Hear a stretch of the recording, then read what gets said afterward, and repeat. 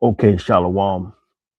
I want to give all praises and glory to Yahweh, Bahashem Yahweh Shah, Bahashem Havrakah Kodash.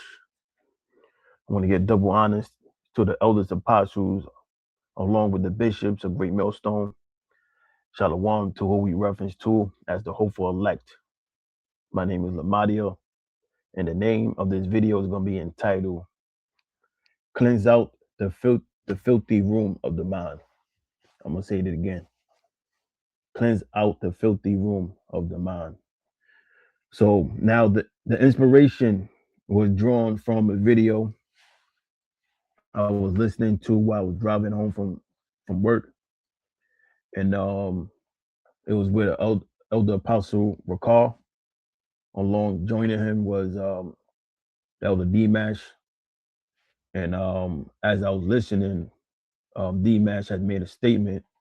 Well, the statement of the name of the video, you got to cleanse out the filthy room of the mind. So as I'm listening,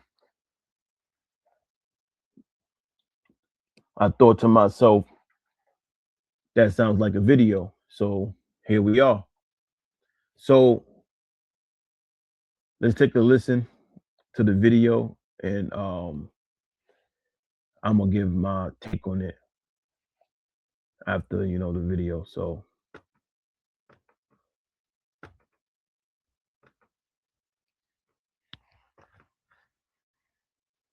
like to work. They don't like to put in work, especially involving themselves.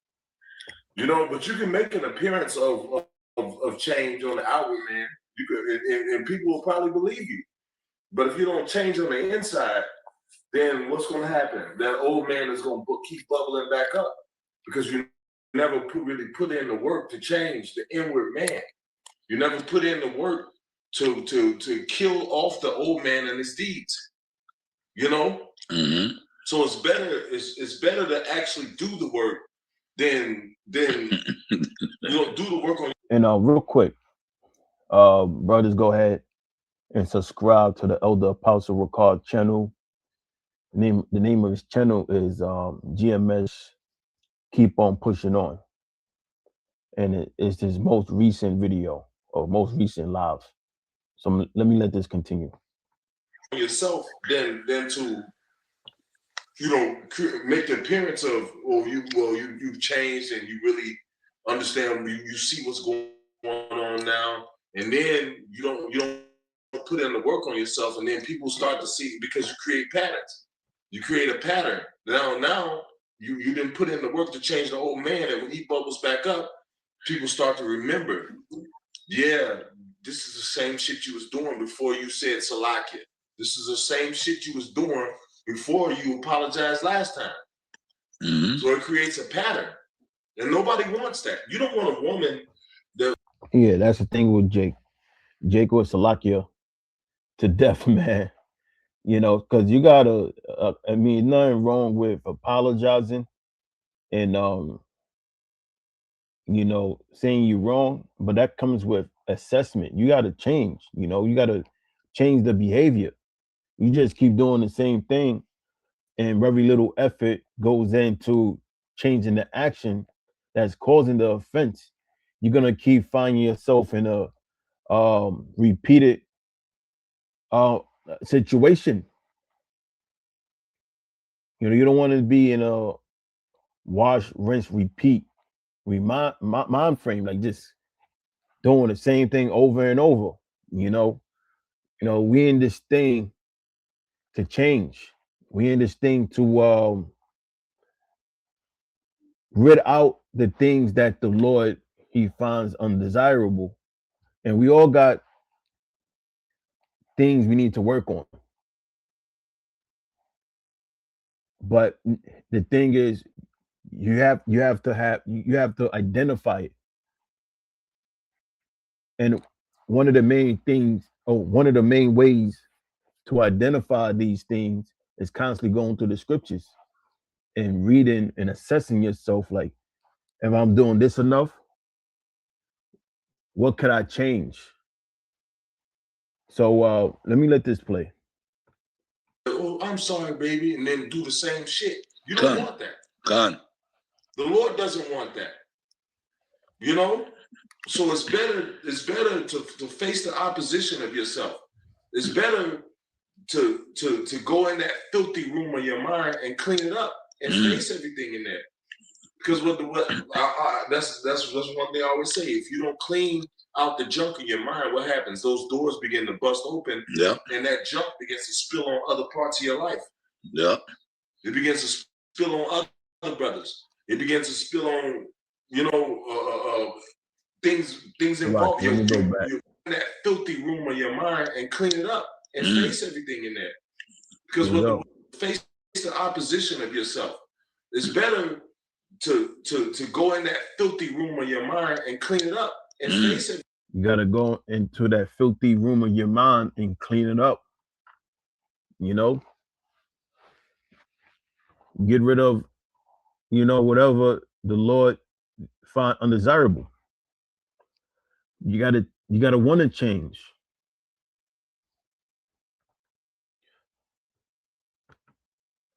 This is Romans 12:2. And be not conformed to this world, but be ye transformed by the renewing of your mind. And these are basic scriptures, but like we always say, it be the basic scriptures that tend to get overlooked, whereas the complex scriptures, the Revelation breakdown, Daniel breaks down. Jake wanna, dove into the deep breakdowns, but then they overlook scriptures like this. And these fundamental scriptures is the scriptures that's going to lead to your salvation. So these scriptures are essential. So I'm gonna read it again. Romans 12:2. And be not conformed to this world, but be ye transformed by the renewing of your mind, that ye may prove what is that good and acceptable and perfect will of the Most High.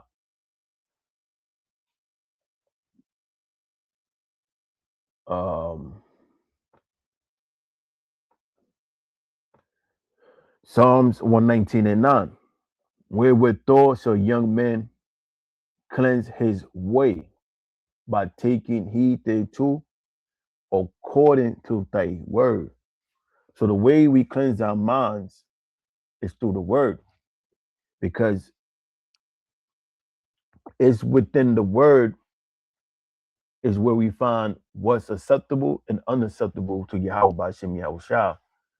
And it's through the word is how we become perfected.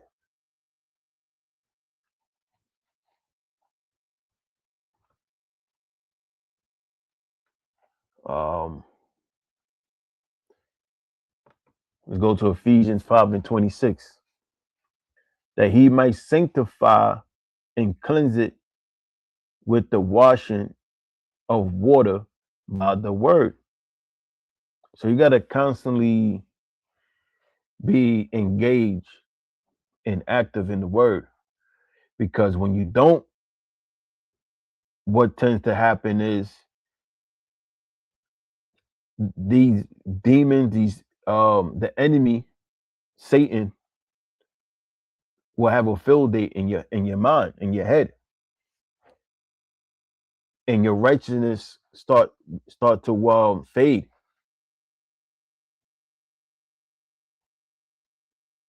Your faith will start to fade. Your spirituality will begin to fade. That's why you got to constantly be into this word, because everything around us is filthy, and it could tarnish you. It could infect you if you're not diligently reading the word.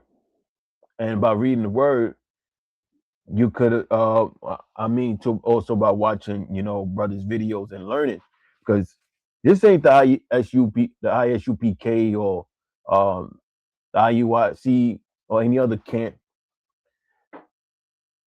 Like, when you sit down and watch these videos, you should be writing these scriptures down. And Elder Apostle Gabar, he say this all the time. You should be writing these scriptures down, and it's true.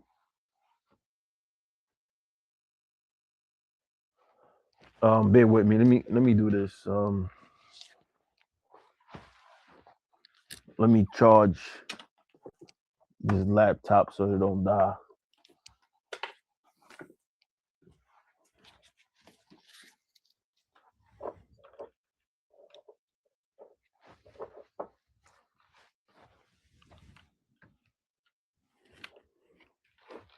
All right. So let me read it again. Ephesians 5:26, that he may sanctify and cleanse it with the washing of water by the word. So it's the word is what cleanses our mind. So I'm gonna go back to the video, let it play. Everything in there. Because that's one thing I always say. If you don't clean out the junk in your mind, what happens? Those doors begin to bust open. Yeah. And that junk begins to spill on other parts of your life. Yeah. It begins to spill on other brothers. It begins to spill on, things involved you at your job. It's a cancer. Yeah. It's a cancer, and then it spills out of your shit of that junk that the elders talking about. Other brothers start slipping on that junk. You know, you walk into a junkyard, empty cans, empty bottles, all kind of shit. That meaning what? It affects the brotherhood. It will affect the camp. It will affect the brotherhood. What the scriptures say: a little leaveneth the whole lump. Like the elder apostle Ricard stated, it's like a cancer. And the thing with cancer spreads. And there's a term for when cancer spread. Now, when cancer spread, it called like metastasize. And that's when matter of fact, I got it here. I'll read it. Metastasize. So metastasize refers to the spread of cancer from the primary site to other parts of the body, forming new secondary tumors while retaining the original cancer type. So that's what it is, like, sir, you can't the best way to fix this to avoid the cancer, because cancer will spread. And let's go to I want to go to 2 Timothy 2 and 16. Matter of fact, I want to start at 15. 2 Timothy 2 and 15. Study to show thyself approved unto the Most High, a workman that needeth not to be ashamed, rightly dividing the word of truth, but shun profane and vain babblings, for they will increase unto more ungodliness. And the word will eat as do a canker, of whom is Hymenaeus and Philetus. Now, a canker is something that spreads like a cancer. Now, the word here for canker is where you get the word gangrene. I mean, we broke this down plenty of times, but since I'm on the topic,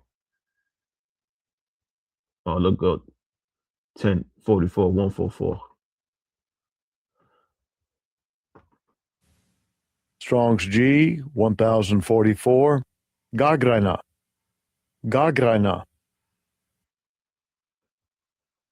Biblical usage: a gangrene, a disease by which any part of the body suffering from inflammation becomes so corrupted that unless a remedy be seasonably applied, the evil continually spreads, attack other parts, and at last eat away the bones. So why is this important? Because a person that's not right, especially a man coming with different doctrines, that man got to get removed. That man is bringing a cancer within the body, because we symbolize the body of Yahweh Shah. Each man symbolizes a member of Yahweh Shah body. So if a man comes in that's not right, he become affectuous. He become contagious. He's like a cancer looking to metastasize.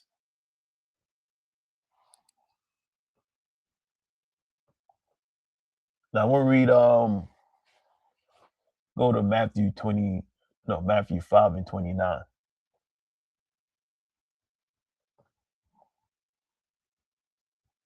Yeah, 29. And if thy right eye offend thee, pluck it out and cast it from thee. For it is profitable for thee that one of thy members should perish, and not thy whole body should be cast into hell. Hell means the grave. Now, it speaks about plucking it out.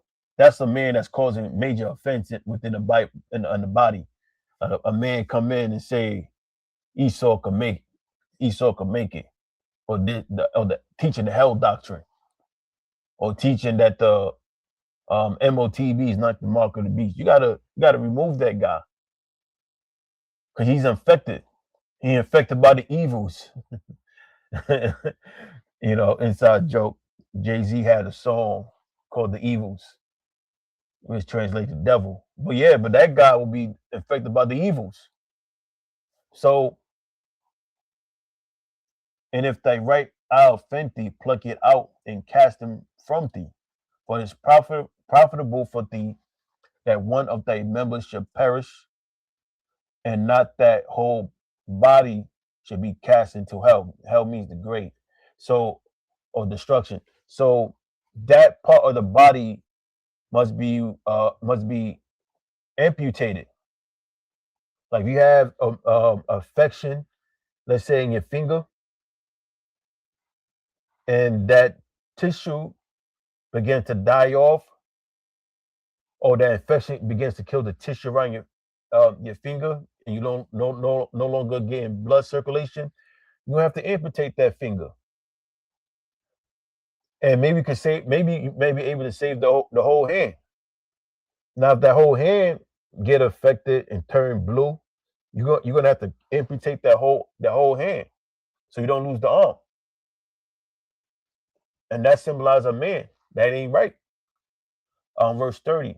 And if thy right hand offend thee, cut it off and cast it from thee, for it is profitable for thee that one of thy members should perish, and not the whole body should be cast into hell.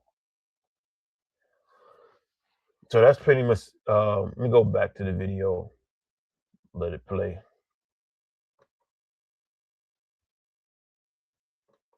That living, man. I said this before in the video. You could take, you got a big thing of dough. Let's say you're gonna make a loaf of bread. You're gonna bake a loaf of bread. It only takes a little bit of leaven for that one loaf of bread. You don't gotta fucking pour the whole damn bag of leaven into that, man. That's ridiculous. Like what? A tablespoon, something like that. If you're making a loaf of bread, a little tablespoon, or not even a tea, like a little drop of leaven will rise that whole loaf of bread. So it just take a little bit of bullshit to affect everything, man. Excuse me. You see what I'm saying? Mm-hmm. And then it's like a cancer, because it's a demon. And then when a dude got demons on him and he's allowed to cohabitate with other brothers, them demons could slide onto other brothers. See that? Then you got one guy that's... Them demons could slide to other brothers, because that one guy that's affected with the evils, you gotta remove that guy. And another thing is, you know, whenever a guy gets suspended or kicked out the camp, you don't reach out to that guy. You know, it don't matter how close he was with that man before. You know, there's a reason why this guy, that person was removed. And there's a reason why we say to disassociate yourself with that person because that person is carrying spirits. The person you once knew before is not there no more. That person is gone. And them demons will grab you by the wrist and jump on you. So you gotta learn how to, disassociate, and you disassociate yourself from that person. That ain't right. No matter how cool you was with that person, that man fall off, fuck him. All right. This is like the mafia. You can't be in your feelings. a problem, then all of a sudden, oh, now we got to deal with this guy. Mm-hmm. Yeah. Oh, like that movie with Denzel, Fallen. The demon, all he had to do, a demon would jump on one guy, but then the dude would touch another person, and the demon jump on him, and then touch another person. The demon could jump like that, man. Mhm. That movie was deep. Mm-hmm. Fallen with Denzel, show you how the demons could just jump on multiple, Yeah. If you're around somebody with demons on them, those demons can jump on you. See? Yeah, that's what makes the truth hard, because you got to face yourself. What makes the truth hard is, you gotta face the inward man. Mm-hmm. We are our own worst enemy in a lot of cases, because a lot of times we don't want to face the reality of ourselves. And then another thing, if you don't face things, what happens? You make excuses for them. And then you start to believe those excuses. And then when somebody else comes and confronts you about it, you dug so deep into believing those excuses that it's a fight now. Now you become a victim of your own circumstance, Mm-hmm. because you refuse to look at the. That's called self-preservation. Matter of fact, let me get it. I was gonna close there, but let me pull this up. Self-preservation.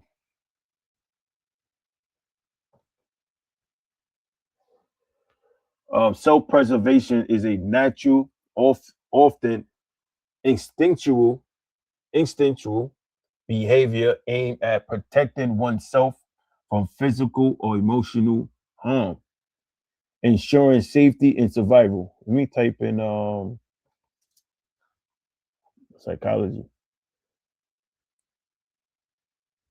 Pretty much say the same thing. Yeah, so a lot of guys get emotional because they have this idea of themselves that they more than what they are, or they're above correction.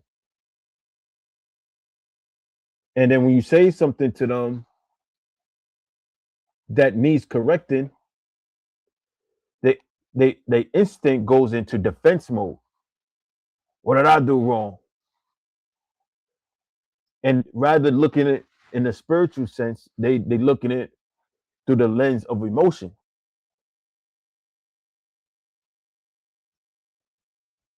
And try to preserve this image, this perfect image that doesn't exist. Because if it did exist, guess what? We wouldn't need Yahweh Shah. We wouldn't need saving.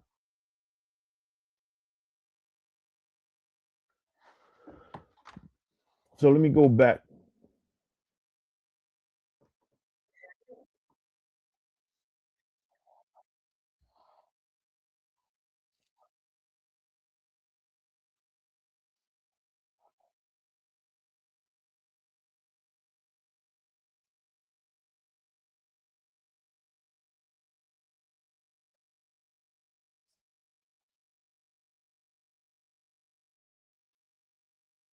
But yeah, you go ahead and watch the rest of this video. Like I stated, go ahead and watch and subscribe to Auto Apostle Ricard channel. GMS keep pushing on. Hit that like button and share. So Lord willing, this video was edifying.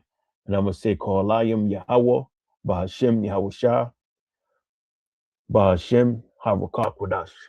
Shalom. That's how it works.